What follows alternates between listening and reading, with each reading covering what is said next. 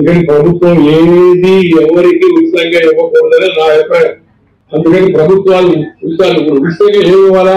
పేదవాళ్ళకి చదువు ఉచితం చేయి, పేదవాళ్ళకి వైద్యం ఉచితంగా చేసి, ఏం పిల్లలు ఒక సామెత ఉంది, teach him to catch A fish but don't give him fish అని.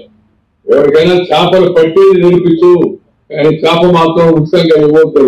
ఎందుకంటే పట్టేది నడపకుండా చేప ఉచితంగా ఇస్తే మధ్యాహ్నం కొరమే ఇచ్చామనుకోండి, సాయంత్రం వచ్చి కావాలంటారు, ఉచితంగా వస్తుంది వాళ్ళకి.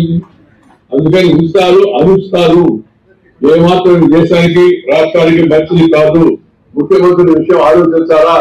ఆంధ్రప్రదేశ్ తెలంగాణ రాష్ట్రాలు 2 రాష్ట్రాల్లో కూడా ఆర్థిక సమస్యలతో వాళ్ళకి ప్రభుత్వం వాడు తీసుకొచ్చింది.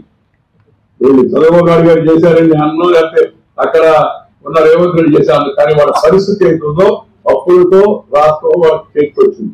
అలాంటప్పుడు అప్పులు తీర్చే మార్గం, తిరిగి సంపద సృష్టించే మార్గం, జనాన్ని ఆ విధంగా ప్రోత్సహించే మార్గం, వాటిపైన ఎక్కువ దృష్టి పెట్టాలి. కానీ ఉచితాలపైన దయచేసి ఆడవాళ్ళందరూ అడిగారా మేము బస్సులో జీవితం ఇంట్లో ఉండాలని? ఎవరు అడిగారు? ఉచితంగా ఏమని? ఎవరికన్నా చదువు చేయి సరిగా లేని వాళ్ళకి